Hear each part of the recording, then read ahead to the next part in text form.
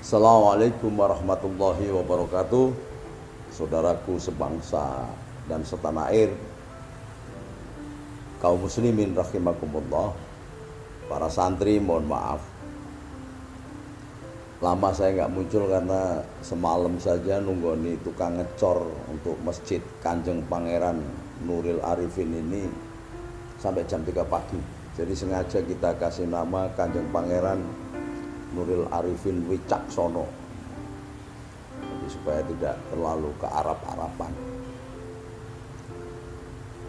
Luasnya sekitar 525 atau 75 meter, lantai 3. Di bawahnya untuk rumah bangsa. Jadi apa saja boleh didiskusikan di sini.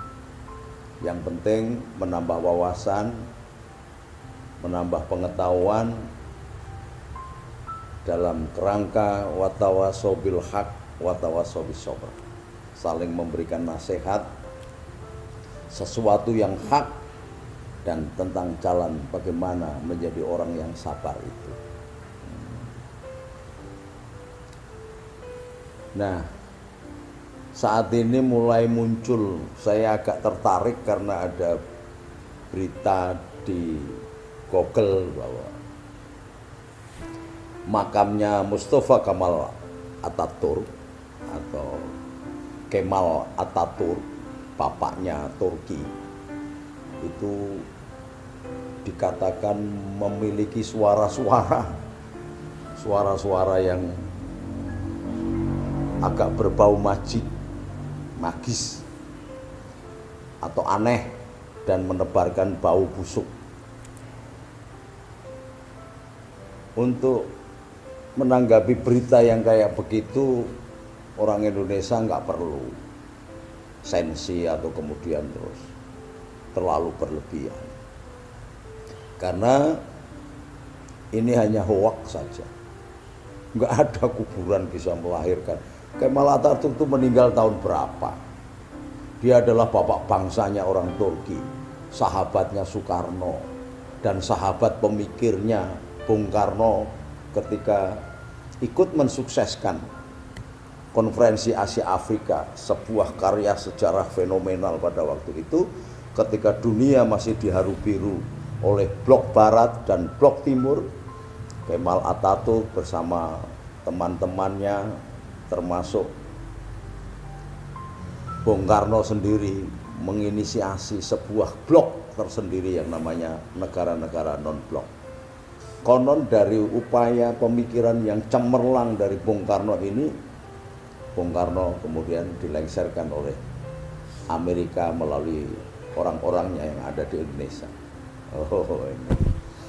Tetapi memang kenapa kok sampai tega-teganya tokoh sekaliber Kemal Atatürk dikesankan seolah-olah makamnya berbau busuk dan melahirkan suara-suara begitu. Ya karena sekarang di Turki ini terjadi kekuatan mirip di Indonesia. Kalau di Turki sempat menang kelompok-kelompok Wahabi, kelompok-kelompok fundamental, kelompok-kelompok yang mengusung khilafah. Bahkan sempat membunuh Perdana Menterinya namanya Ali Pasha. Jadi dalam kondisi dunia yang tidak jelas, Jazirah Arab masih dikuasai oleh Amerika, Inggris, dan negara-negara Eropa. Kejatuhan Turki Ottoman yang terjadi atas pengkhianatan dari Saudi Arabia, itu tokohnya bernama Abu Su'ud, melahirkan satu bentuk gerakan yang sungguh sangat memprihatinkan. Negara yang semula menjadi puncak miniatur Islam, bahkan 800 tahun kekhalifahan Islam itu ada di Turki Ottoman, porak-poranda dan hancur lebur ketika Inggris kemudian menganeksasi dan menjajah atau mengalahkan Turki. Bahkan negara-negara seperti Palestina, negara-negara yang dulu dikuasai oleh Turki disapu semuanya, dibelah-belah sehingga menjadi Palestina dan Israel sampai sekarang. Nah, dari kurun waktu itulah lahirlah Kemal Atatürk yang kemudian melihat kalau dibiarkan membangun bangsa yang dulu menjadi penguasa dunia yang sudah dalam keadaan terpuruk kayak begini, tidak memungkinkan berdasarkan fanatis agama. Oh ini. Lalu muncul beberapa versi-versi pemikiran. Kalau tidak mau dengan fanatis agama, apa mengikuti negara jajahannya, penjajahnya, liberal kapitalis seperti Amerika, Inggris, dan Perancis? Pasti Kemal Atatürk tidak akan mendapatkan persetujuan dari rakyat. Apa mengikuti gerakannya yang lain lagi? Misalnya tetap menggunakan aristokratis atau teokrasi, negara-negara yang menggunakan cara-cara kerajaan menggunakan domain Islam ajar sebagai basis utamanya, tidak juga. Maka dicarilah sebuah antitesis dari sang penjajah. Karena sang penjajah adalah liberal kapitalis, maka kemudian Kemal Atatürk tidak segera tiba-tiba mengambil komunis, tetapi dia mengambil antara liberal kapitalis dan komunis. Maka ini disebut negara sekuler. Jadi menfotokopi model Indonesia. Hanya taste-nya memang berbeda. Kemal Atatürk tidak seperti Bung Karno yang masih mengetengahkan dan menghidupkan kelompok-kelompok agama, kebudayaan, dan sebagainya sampai melahirkan konsep nasionalis, komunis, dan agama, Nasakom dulu itu. Enggak, dia begitu frontal membuat Turki sebagai negara sekular yang semula menjadi puncak miniatur Islam dunia dan memimpin dunia selama 800 tahun hancur, lalu dibangun dalam bentuk negara yang sekuler, materialistik. Hingga beberapa tahun akhirnya memang jarang terdengar adzan, terdengar ini, jarang sekali. Atau bahkan anjing atau kalbun dalam bahasa Arabnya yang di negara-negara Arab itu menjadi hal yang biasa, menjadi piaraan, malah menjadi alat untuk berburu, bahkan dilombakan. Di Turki ini lebih banyak orang yang anjing yang menggonggong daripada orang yang beradzan ketika datang panggilan sholat.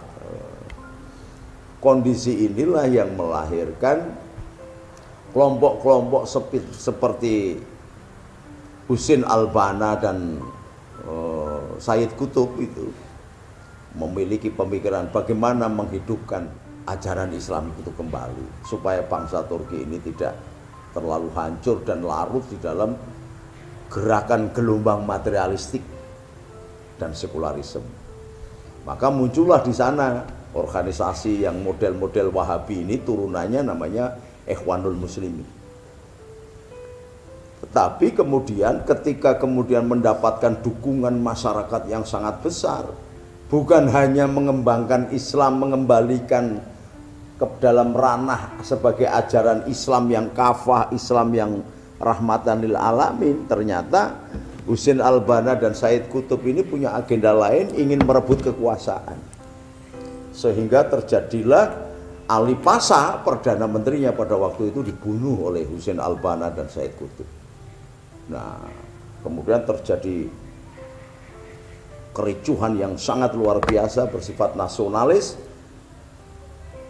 Pengusung khilafah Sayyid Qutb dan Husin Al-Banna salah satunya berhasil dibantai oleh pemerintah pada waktu itu. Kemudian yang satu lari ke Mekah.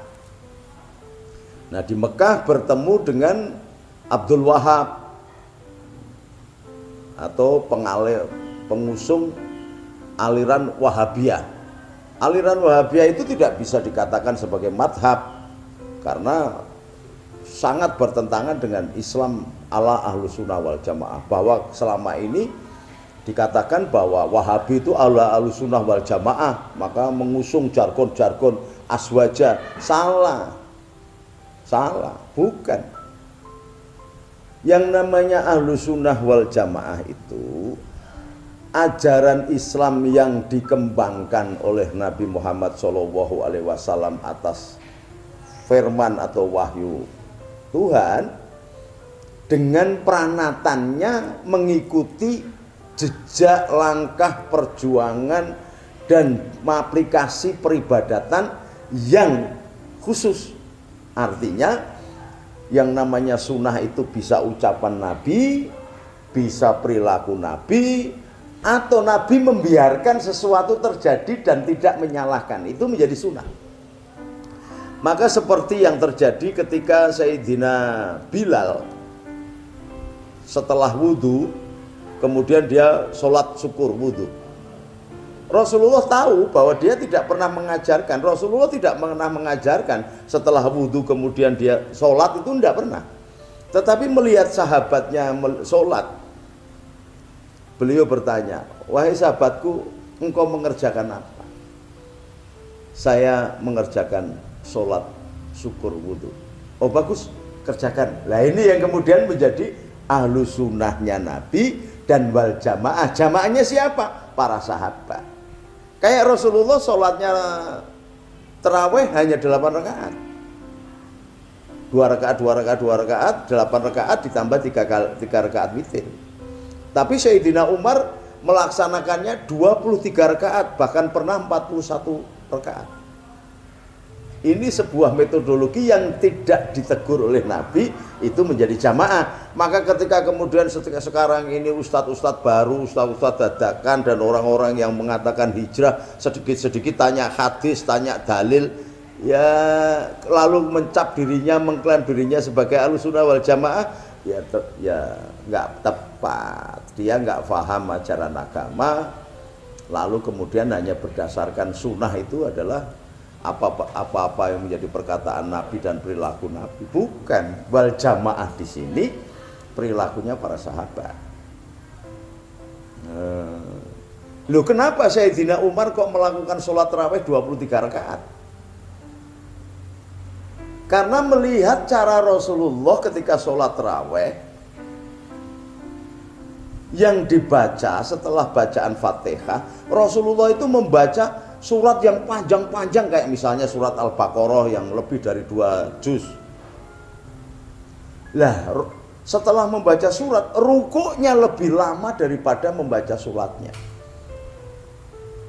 Kemudian sujudnya lebih lama daripada rukuknya. Maka muncul pemikiran oleh Sayyidina Umar, kalau begini sholatnya Rasulullah, umat Muhammad nanti setelah sekian ratus tahun pasti nggak kuat. Maka muncul istihad. Sayyidina Umar menambahkan jumlah rakaatnya menjadi 20 ditambah 3 rakaat witir. Bacaan suratnya pendek-pendek, bukan panjang-panjang. Tetapi di Indonesia ini kadang-kadang suka kebablasan. Kebablasan bagaimana? Ada itu kiai-kiai pesantren di Jawa Timur itu sholat tarawih hanya 15 menit. Nah sehingga cepet begitu, sampai ditanya, loh kok sholat kok cepet banget? Iya sudah hafal. Ini persoalan sholat ini persoalan hubungan langsung, bermujawahah, bertemu dengan Allah, dan mencapai 3 kawasan utama langsung. Jadi ya syariat, ya hakikat, ya ma'rifat. Itu di dalam sholat. Nah kalau kemudian cepatnya kayak gitu, tidak ada jeda untuk tumak nina. Tumak nina itu artinya berhenti sebentar, kira-kira 1 helaan nafas. Maka bisa diukur waktunya sama dengan ketika kita membaca subhana rabbiyal a'la wa bihamdi, subhana rabbiyal a'la wa bihamdi, subhana rabbiyal a'la wa bihamdi. Nah yang bagus begitu. Tapi tidak membaca pun tidak masalah, tapi ukuran waktunya begitu, itu ya baru disebut tumak nina. Nah sekarang sholat kemudian tiba-tiba wah, sampai kemudian ada yang beristihad midak kakinya kancane, kemudian batuk dijeduk-jeduke, itu ya tidak pernah dilakukan oleh Rasulullah. Wong Rasulullah itu wajahnya bersinar-sinar. bagaikan bulan tanggal 15. Oleh sebab itu Sayyidina Abu Bakar pernah suatu saat, pada saat Asma Qomar pada tanggal 13, 14, 15, Rasulullah itu biasanya keluar dari rumah kemudian menyapa sahabat-sahabatnya dan menyampaikan ada tambahan firman Al-Quran atau tidak, atau menyampaikan sekedar ceramah-ceramah menuntun keimanan sahabat-sahabatnya. Nah, disebut itu Asma Qomar. Nah, kemudian ada budayawan Indonesia kita yang memang cerdas, namanya MH Ainun Najib, membuat pengajian padang bulan.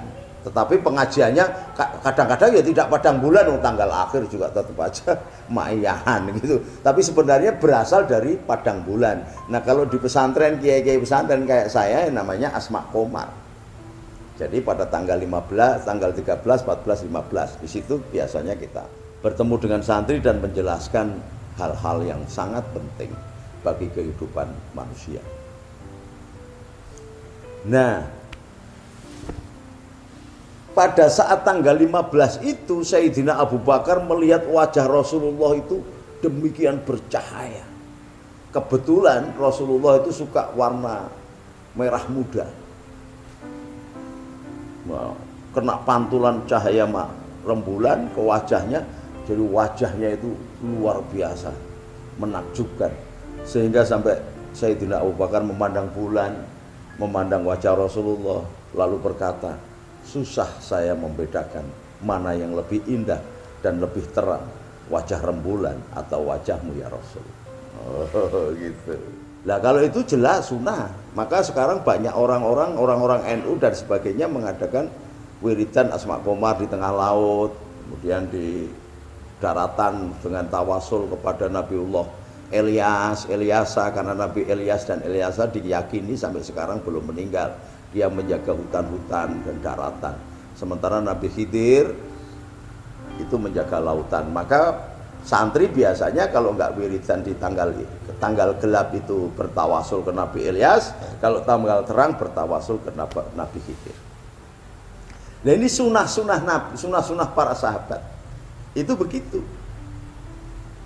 Bahkan ketika Uwais Al-Qarni itu berangkat haji, itu juga tidak pernah Rasulullah gendong ibunya, karena Rasulullah itu dari kecil yatim, bahkan piatu. Tetapi saking tawaduknya Uwais Al-Qarni ini kepada ibunya yang merindukan kepingin melihat Ka'bah, Uwais Al-Qarni ini tidak pernah ketemu Rasul. Tetapi suatu saat dalam haji Rasulullah mengatakan, Masya Allah, Alhamdulillah, untung ada seorang yang hajinya mabrur, sehingga kita ini digolongkan oleh Allah semuanya berhaji mabrur. Loh kan, bukankah ada engkau ya Rasulullah? Ini ada perilaku yang jauh lebih mulia. Siapa dia ya Rasulullah? Sahabat kita, namanya Uwais Al-Qarni. Loh, bukankah dia tidak pernah ketemu dengan engkau? Kenapa engkau anggap sahabat? Iya, karena perilakunya sudah menjadi perilaku para nabi dan para saleh, orang-orang soleh. Apa yang dilakukan ya Rasulullah? Ketika dia mau berangkat haji, melihat tetangganya rumahnya kebakaran, dia tidak tega bekal yang mau digunakan untuk berangkat haji ini diberikan kepada tetangganya. Tetapi karena janjinya dia dengan ibunya, maka ibunya digendong dari Yaman, berjalan melewati bebatuan. Zaman itu, sekarang aja jarak Mekah Medina aja 500 kilo, jalan lurus kayak gitu aja capek. Ini digendong dari Yaman, lewat Madinah sampai ke Mekah. Demikian tawaduknya seorang anak kepada ibu, melahirkan satu bentuk keridhaan Allah. Padahal dia hanya tawaduk kepada ibunya, tetapi pada saat dia gendong ibunya untuk berangkat haji, seluruh jamaah haji menjadi mabrur. Ini tidak dilakukan oleh Rasulullah, tapi Rasulullah menyetujui. Maka ini menjadi sunahnya jamaah. Ya. Jamaah itu artinya sunahnya para sahabat yang lain. Gitu. Jadi kalau jangan dikartikan bahwa sunnah wal jamaah itu kalau subuh sholat berjamaah terus teriak-teriak atau sholat apa, enggak. Perilaku kebaikan kesalehan para jamaah itu yang pada saat itu menjadi sahabatnya para nabi menjadi sunnah dan menjadi perilaku yang baik dan terpuji. Dan kalau kita melakukan perilaku itu maka disebut sebagai golongan ahlus sunnah wal jamaah. Nah ini tidak diakui semuanya. Bahkan orang-orang Wahabi itu hormat kepada ibunya saja nggak boleh. Mencium, sujud kepada ibunya nggak boleh loh. Padahal ibunya ini di dalam ayat jelas itu. Wa wasainal insana biwalidaini hamalatuhu ummuhu, bukan abahu, ummuhu wahnan ala wahnin wa fisaluhu fi amaini aniskurli wali walidaika ilayal masir. Bahwa sujud, hormat, tawadhu kepada sang ibu yang mengandungnya berbulan-bulan bahkan lebih, dikatakan di dalam Al-Quran penderitaan di atas penderitaan. Maka ketika seorang anak hormat, sujud, tawadhu, sungkem kepada ibunya, bersyukur kepada ibunya, setara dengan syukurnya dia kepada Allah. Maka kalau ini orang-orang Wahabi ngomong sujud kepada orang tua, sungkem kepada orang tua, sesat, bid'ah, itulah Wahabi. Gitu loh. Ini yang membedakan itu. Tetapi ketika sujud kepada orang yang baru keluar dari penjara boleh, mencium kaki boleh, mengandung tidak, membesarkan tidak, mensusui tidak. Tapi ketika dia mencium kakinya dibolehkan, bahkan seolah-olah menjadi alat kebanggaan dirinya sudah setara dengan Fir'aun yang boleh disujuti oleh manusia. Tetapi sujudnya anak kepada ibu sebagai bentuk kasih sayang, penghambaan cinta kepada sang ibu yang menjadi sarana tawasul kelahirannya dia di muka bumi. Bukan kepada orang lain yang habis keluar penjara karena gebuki orang, kemudian disujuti, dibegitukan. Itu yang musyrik, itu yang dilarang agama. Tidak boleh. Harusnya sealim apapun, yang namanya Badola Salam itu loh, walinya wali tanah Jawa di akhir zaman ini. Tidak sembarang orang kalau tidak menjadi anaknya sendiri atau santrinya sendiri, jarang dia menerima salim. Ini bukan apa-apanya. Jadi Wahabi itulah yang kemudian mulai bersinar pada tahun 2004, tahun 1924, bersinar berjaya ketika Kemal Atatürk kemudian ketika Ali Pasha Perdana Menteri dibunuh, lalu dibalas dibunuh, lari ke Mekah, bertemulah Ikhwanul Muslimin dengan Wahabi, diberikan jaminan kehidupan di Saudi Arabia sehingga bisa membentuk organisasi yang cukup besar. Lalu sampai muncul pemikiran bahwa Wahabi sendiri di mata HT atau kelompok Ikhwanul Muslimin ini tidak progresif lagi. Karena apa? Karena ternyata Wahabi-Wahabi yang kemudian kalau di Indonesia ya PKS gitulah, itu sudah caranya mau merebut kekuasaan itu ikut di dalam pertarungan demokrasi di negara setempat.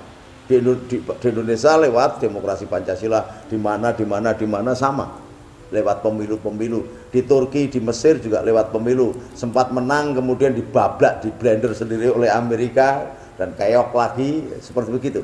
Ini modelnya merebut kekuasaan dengan mengikuti alur sistem politik yang ada di negara di mana dia tinggal. Dianggap oleh kelompoknya Husain Al-Banna ini dan Said Qutb ini tidak progresif lagi. Maka dilahirkanlah yang bernama Hizbut Tahrir, HT, Hizbut Tahrir, tentara pendobrak, tentara pembebas. Sementara Arab Saudi, raja-raja sebelum Salman ini mengimpor Wahabi lewat diserestui oleh Amerika ke Indonesia dan ke dunia-dunia yang lain, sementara Arab itu justru tidak mau mengakui Wahabi lagi, banyak ulama-ulama Wahabi yang ditangkepin, tetapi di Indonesia sudah gaduh besar bersama kelompok Hizbut Tahrir ini. Lalu sekitar tahun 70-an atau 80-an awal, ada seorang tokoh Arab yang dulu sempat ditangkap oleh pemerintah Orde Baru zaman Pak Harto dan dibina, dan nampaknya kemudian malah menjadi anak binaan yang patuh, namanya Husin Al-Habsyi, konon keturunan Habib. Saya pernah tantang-tantangan dengan Pak dia ketika zaman saya memimpin pasukan berani mati, dia memimpin pasukan ex Afghanistan. Tantang-tantangan di TV, di Antv, RCTI kalau nggak salah, ada beberapa TV yang lain. Dia membangga-banggakan bahwa pasukannya di Indonesia ini dididik di Afghanistan. Saya bilang silakan datang, berapa jumlahnya, kita akan hadapi dengan pasukan berani mati saya pada waktu itu. Nah, dialah yang kemudian membentuk bersama dengan sekjennya BIN, Badan Intelijen Negara. Bukan semuanya, sekjennya namanya Suripto. Husin Al-Habsyi bersama Suripto dan alumni-alumni lulusan dari Mekah dan Madinah ini, diantaranya Nur Mahmudi, Hidayat Nur Wahid, Tifatul Sembiring, ada siapa lagi, termasuk kalau Haikal Hasan tidak masuk itu, yang modelnya kayak Fadlijon itu siapa, kayak Ipin dan Upin itu siapa itu. Nah, untuk merebut dan menggantikan dasar negara yang bernama Pancasila, dia menawarkan konsep khilafah. Supaya khilafah ini bisa berjalan, lalu ditempuhlah dari jalur demokrasi. PKS ini yang memiliki DPRD di seluruh daerah berhasil membuat perda di seluruh daerah, 4.000 perda syariah yang berbau syariah. Lalu untuk memberangus dan mengambil masa serta momennya kelompok Cipayung, yaitu PMKRI, Pemuda Katolik, Ansor, AMPI dan sebagainya dulu, HMI, PMII, dia bikin namanya KAMI, Kesatuan Mahasiswa Islam. Isunya diambil semua sehingga kelompok Cipayung hilang. Padahal dulu kelompok inilah yang dipakai Pak Harto untuk mendobrak Orde Lama dan memberikan landasan real justifikasi pembenaran revolusi tak tertulis, revolusi lunak yang membantai 4 juta warga Indonesia yang bernama PKI dan beberapa jenderal dikorbankan. Lalu membentuk namanya halakoh-halakoh di perguruan tinggi, di SMP, SMA. Halakoh-halakoh ini dibiayai oleh Amerika dan Arab Saudi sehingga bisa menarik dosen-dosen perguruan tinggi yang terkenal. IPB itu dulu sangat nasionalis, sekarang sangat radikalis. Profesor-profesornya sekarang menjadi bagian mereka. Bahkan ketika menerima mahasiswa baru pun harus melewati pendadaran atau peloncoan kalau zaman saya kuliah dulu. Dan yang meloncong mereka-mereka. Masuk ke departemen itu, jadi anak buahnya Mbak Sri Mulyani itu sesungguhnya hampir 30-40% radikal semua. Dan yang menguasai bea cukai, bahkan pegawai-pegawai bea cukai ini sekitar 40% itu kelompok radikal. Departemen Keuangan, pajak, bea cukai, semuanya radikal. Lalu menyusup untuk mematikan pondok pesantren Tahfidzul Quran Nahdlatul Ulama. Dia bikin rumah-rumah Quran. Lalu untuk mematikan madrasahnya NU, setelah dia belajar banyak di Muhammadiyah, karena PKS ini sebagian besar adalah guru-guru Muhammadiyah, dompleng masuk lewat Muhammadiyah, jadi pintu gerbangnya ke Muhammadiyah. Dari hasil observasi di Muhammadiyah dan tata caranya, karena memang Muhammadiyah sistem pendidikannya bagus, dipakailah mendirikan SDIT. Jadi kalau ada sekolahan terpadu itu pasti mengajarkan radikalisme. Itu bikinan PKS. Dari mulai SD terpadu, SMP terpadu, SMA terpadu, bahkan perguruan terpadu. Jadi demikian luar biasanya gaya untuk merebut kekuasaan ini dilaksanakan dan dijalankan dengan sangat halus. Yang menggunakan sistem demokrasi adalah mendirikan partai namanya PKS, kemudian yang tidak mendirikan partai tetapi menggalang teror-teror itu ada Jamaah Islamiyah, ada HT, ada Jamaah Nusro, ada ISIS, termasuk FPI ini kolaborasi dengan ISIS, bahkan Munarman sendiri yang sebagai panglimanya dia berbaiat dengan ISIS. Jadi dunia organisasi teror internasional itu dikemas bersama untuk menghancurkan Indonesia. Tidak sembarang orang tahu dan tidak sembarang orang berani ngomong begini. Tapi saya perlu ngomong, saudara-saudara sekalian, supaya sampean ngerti gambarannya, supaya sampean paham kenapa ada di lembaga yang super body seperti MUI ada anggotanya yang mengeluarkan fatwa justru teroris. Karena sangat bersinggungan antara kesakit-hatian Pak Harto dilengsarkan oleh Amerika itu, lalu membuat pondok pesantren namanya Al Zaitun, itu adalah laboratorium negara Islam Indonesia. Dan sampai sekarang nggak ada berani yang nangkap atau membubarkan. Karena apa? Ada Mas Wiranto yang sekarang duduk sebagai Watimpres, ada Jenderal SBY yang sekarang pensiunan presiden atau mantan presiden, banyak jenderal-jenderal besar yang ada di Al Zaitun. Dan patungnya Pak Harto, gambarnya Pak Harto sebagai bapak pembangunan di sana gede-gedean. Maka ketika ketahuan ditangkap di daerah depan kantor BIN itu, di daerah jalan apa itu, dokumen-dokumen negara, pendirian negara Islam Indonesia diketemukan semuanya. Yang dipimpin oleh tetangga saya itu sesungguhnya bukan orang Jawa Barat tapi orang Gresik, Panji Gumilang, sampai sekarang tidak ada urusannya. Penyelesaian hukumnya juga tidak jelas.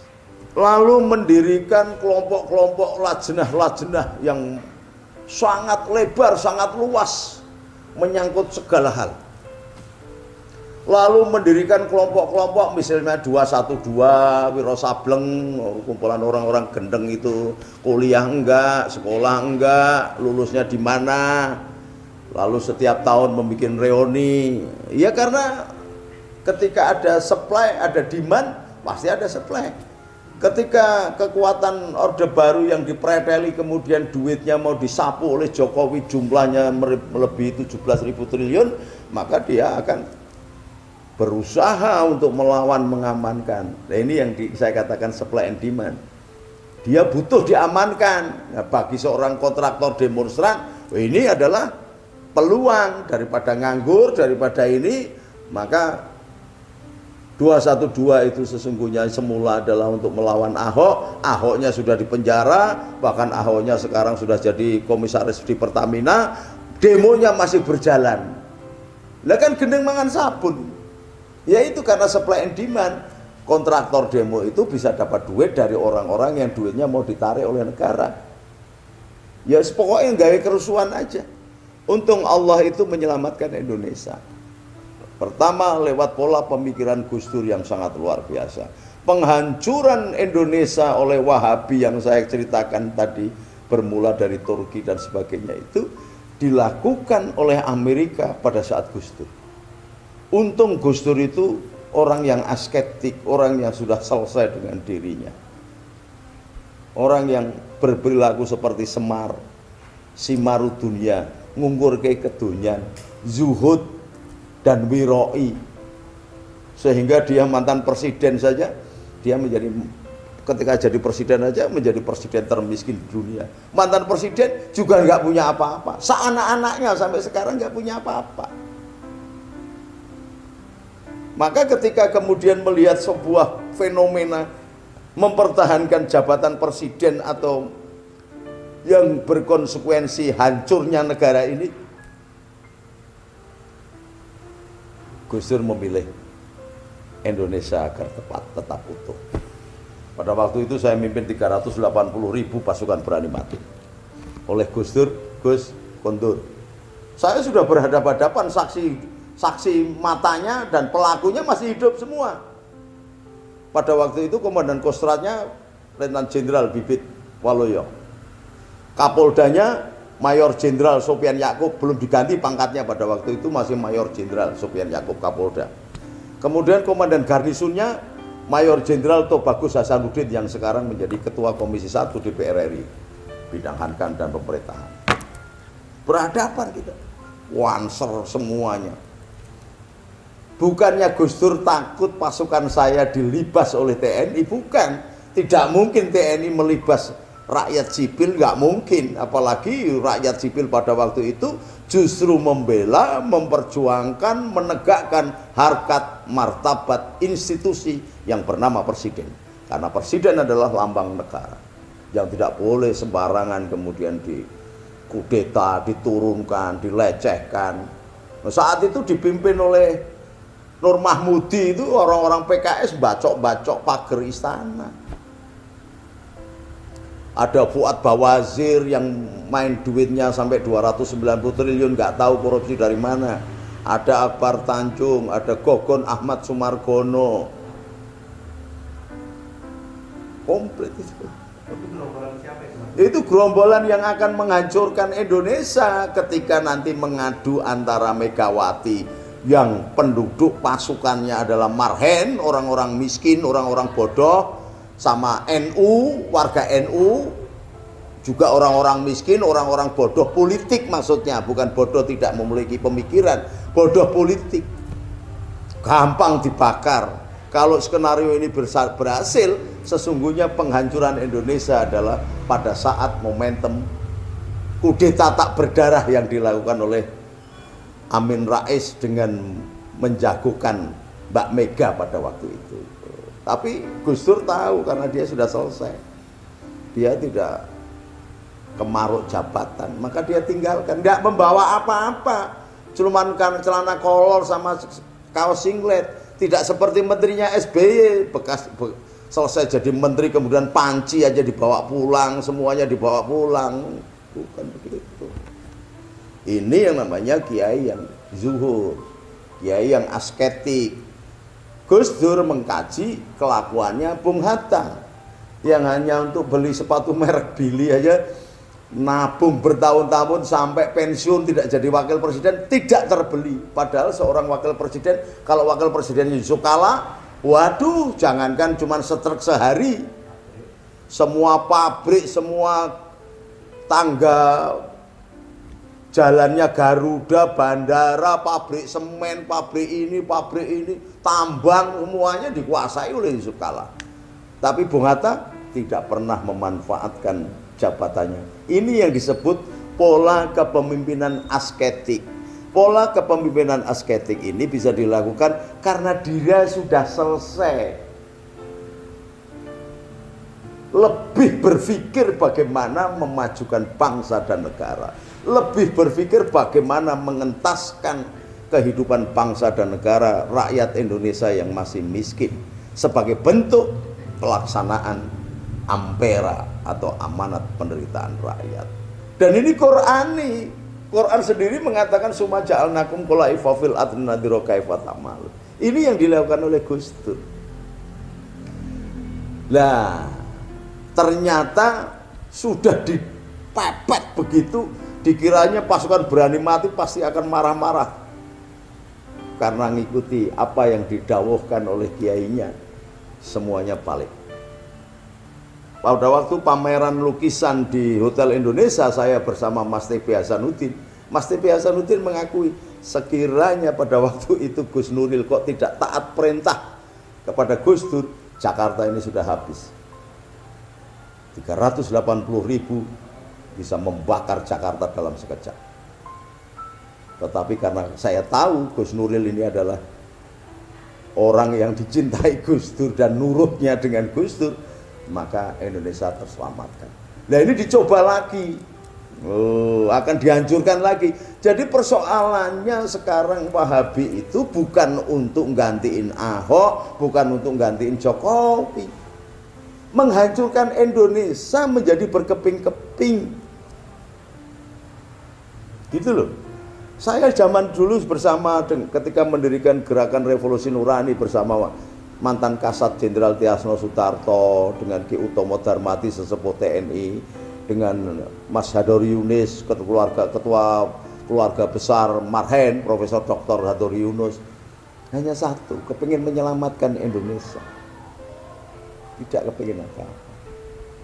Sama dengan Gus Dur. Karena apa? Karena tahu Indonesia ini setiap saat, betapa tidak, Amerika ini merasa ada sesuatu yang kurang kalau tidak melihat Indonesia ini hancur. Baik, negara yang mbah-mbahnya pemimpin Amerika namanya Inggris, maka setiap presiden Amerika pasti dicari nasabnya sampai ke Inggris. Oh, keturunan raja ini, keturunan raja ini. Hatta kulit hitam apa kulit coklat apa kulit kuning itu. Anda tahu Inggris pecah. Yang satu Irlandia, yang satu Inggris. Hanya gara-gara yang satu Katolik, yang satu Kristen. Sama-sama Nasrani, kitabnya sama, Injil, Tuhannya sama, juru selamatnya sama, Isa Al-Masih, Bunda sucinya sama, negaranya sama, bahasanya sama, pecah. Padahal banyak orang mengatakan bahwa perpecahan ini karena ketidakmampuan daya thinking, analisa dan sebagainya, pendidikan. Tidak ada.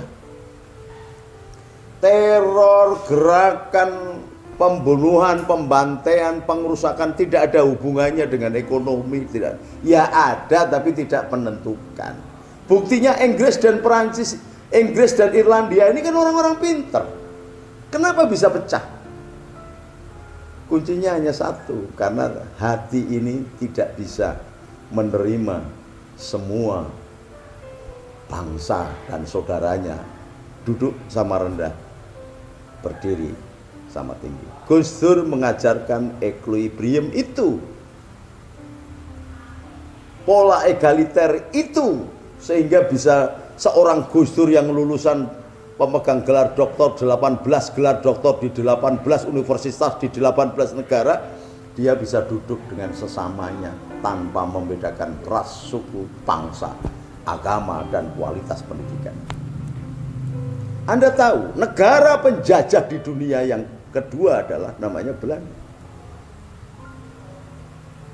Belanda itu penjajah pasti memiliki keunggulan dari ras, pendidikan, pengalaman, resource yang lain. Tapi apa yang terjadi? Menjaga keutuhan negaranya pun tidak mampu. Dia bisa menjajah di negara-negara seantero dunia. Tetapi Belanda pecah menjadi dua, Belanda dan Belgia. Karena apa? Yang satu Kristen, yang satu Katolik. Ini fakta sejarah dunia yang tidak bisa dipungkiri. Jadi adik-adik, anak-anak, mahasiswa, para santri, jangan terlalu gampang mengambil konklusi dari pernyataan-pernyataan naratif, kayak apalagi kayak Google ini ada makam bau, ada ini, ayat ini, mesti ada telaah yang dalam. Maka mengaji itu harus tahu bahasa harfiahnya, bahasa naratifnya, yang tersurat, yang tersirat, jika perlu dalami thorikotul Islam sampai kepada tataran sir dan asror-asrornya, mengerti rahasia dan rahasia di balik rahasia. Ini yang disebut manusia yang sudah selesai, manusia yang paripurna, disebut insan kamil. Dan tandanya insan kamil bagaimana? Khairun nas anfa'uhum linnas. bahasa Mas Dakun dalang itu, Mas Dakun ini keturunan dalangnya Nartosabdo, mbahnya itu, senantiasa hidup migunani tumraping liyan, berguna bagi orang lain, bukan agama lain tapi orang lain, dia beragama atau tidak beragama. Jangankan manusia, binatang pun coba Islam mengajarkan nyembelih ayam itu dengan peso yang tajam, jadi sekali seret, bukan terus diatat-tetet begitu, enggak. Itu halal padahal, tetapi tetap diajarkan dengan cara yang baik. Karena ada peri kebinatangan, ada peri kemanusiaan, dan Allah sendiri mengangkat dari manusia hewan. Maka manusia itu sebenarnya punya roh yang namanya roh hayawan, sifat hewan. Dan itu harus dihilangkan kebinatangannya dengan senantiasa menempuh suluk, berjalan di atas torekoh, jalan menuju kepadanya sebagai seorang salik yang senantiasa mengingat Allah. Migunani tumraping liyan gitu. Nah sekarang kan enggak. Nah di Indonesia yang ajaran-ajaran begini ini mulai di blender oleh kelompok-kelompok ini dengan berbagai cara.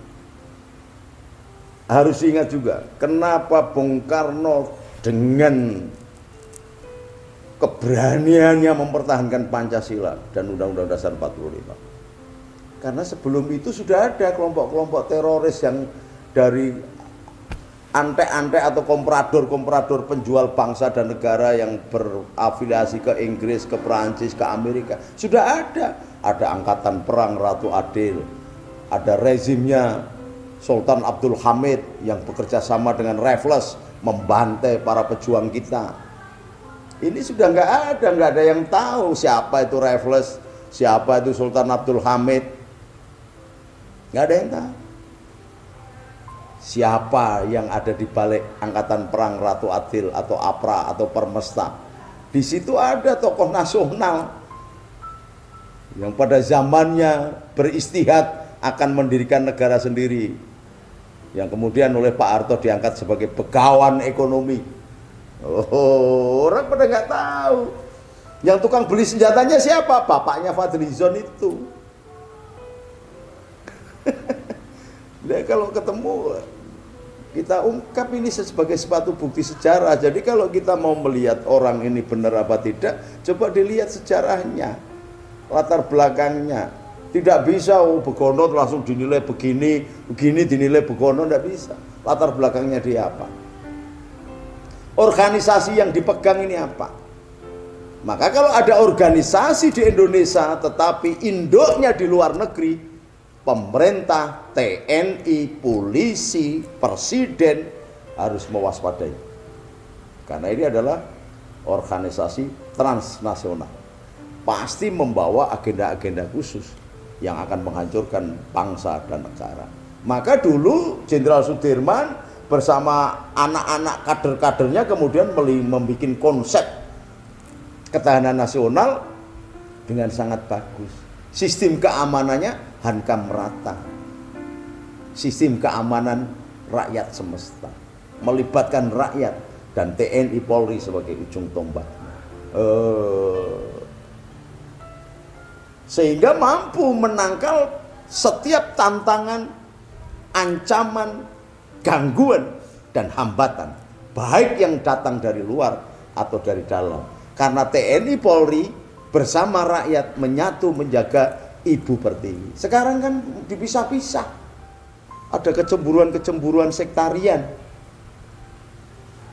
Maka PGN kemudian saya melahirkan istihad ketika TNI galau, ketika polisi galau, bagaimana menangani kelompok mereka. Kami membuat aplikasi dari pelaksanaan pasal 30 yang diamanatkan oleh Undang-Undang Dasar 1945, bela negara. Yang zaman Pak Harto dulu, zaman Bung Karno dulu, namanya milisi kelima, angkatan kelima, melibatkan rakyat sebagai paramiliter dan milisi yang menjaga bangsa dan negara. Jadi kayak PGN ini melaksanakan amanat penderitaan rakyat, melaksanakan hankam rata. bukan sebagai ormas liar, bukan sebagai ormas yang tidak ada apa-apanya. Justru PGN Patriot Garuda Nusantara yang saya sebagai senopati Nusantaranya ini mengisi kekosongan keamanan dan pengamanan atas bangsa dan negara dari serangan yang tangible atau yang intangible, yang nampak atau yang tidak nampak, yang akan datang atau yang sudah ada. Ini, dan biasanya kiai-kiai sudah melihat tanda-tanda itu. Maka ketika saya kemarin ceramah semua ke kiai-kiai seluruh Banten, Kiai Banten langsung mendukung, seluruh Banten mendukung. Nanti tanggal 15 Jenderal Boy Rafli Amar bersama saya dan Jenderal Martinus Hukum Kadensus 88, Jenderal Boy Amar sebagai pemimpin BNPT bersama Irjen Ibnu Suhendra akan membareti Laskar Khusus Darah Gajah Mada di daerah Lamongan. Kemudian juga akan membareti Laskar Darah Benowo, Laskar Khusus Darah Benowo di Pati, sekitar 1.500-an orang, kemudian di Batang. Dan seterusnya akan roadshow setiap bulan di Bali, nanti Laskar I Gusti Ngurah Rai akan kita dibareti juga oleh Mas Boy Rafli Amar. Barangkali setelah dia tetap di BNPT atau barangkali dapat promosi yang lain, mudah-mudahan, saya nggak ngerti, tapi ini jalan terus. Ini sebagai upaya dari bentuk yang sampean, pertanyaan sampean yang sepele itu tadi, bahwa di kuburannya Kemal Atatürk keluar suara-suara mencurigakan dan berbau busuk. Kalau ini ditarik dalam refleksi pola pikir bangsa Indonesia, Bung Karno mengatakan bangsa yang besar adalah bangsa yang menghargai, menghormati, jika perlu meneruskan jejak perjuangan. Itu adalah bangsa yang besar. Tetapi kalau ini Google ini muncul bahwa Kemal Atatürk, Mustafa Kemal Atatürk ini melahirkan bau-bauan busuk, kemudian melahirkan suara-suara, kok tidak ada tangkisan dari anak-anak negeri Turki, maka yang mengeluarkan berita-berita itu sesungguhnya adalah pengkhianat kepada para pemimpinnya dan bangsanya. Meskipun itu bangsa Turki, tapi saya tidak merelakan, karena Allah sendiri mengatakan famay ya'mal misqala dzarratin khairan yara wa may ya'mal misqala dzarratin syarran yara. Kebaikan itu universal. Sekecil apapun Allah akan membalasnya. Keburukan itu universal. Sekecil apapun Allah akan membalasnya. Kemal Atatürk adalah bapak negeri, bapak bangsanya Turki. Kok sampai dihina begitu?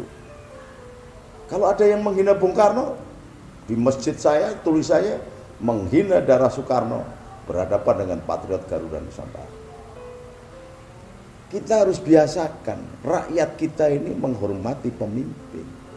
Kata pemimpin itu dikatakan curang, kata pemimpin itu barangkali hasil pemilu yang tidak fair, tetapi kalau mekanisme demokrasi 5 tahunan sudah menunjuk seseorang sebagai presiden, hasil pemenangan pemilu, tidak ada satupun rakyat Indonesia ini yang dibolehkan secara sendiri-sendiri bergerombol, berencana, kudeta, baik resmi atau tidak resmi, menjatuhkan seorang presiden.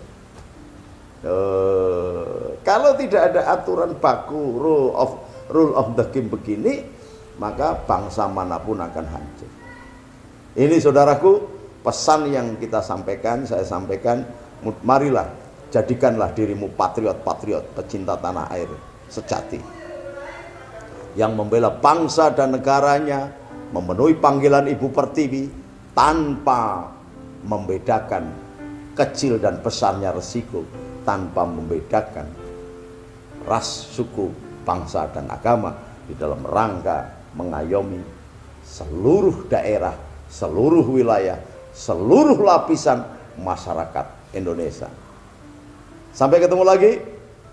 Assalamualaikum warahmatullahi wabarakatuh. Merdeka!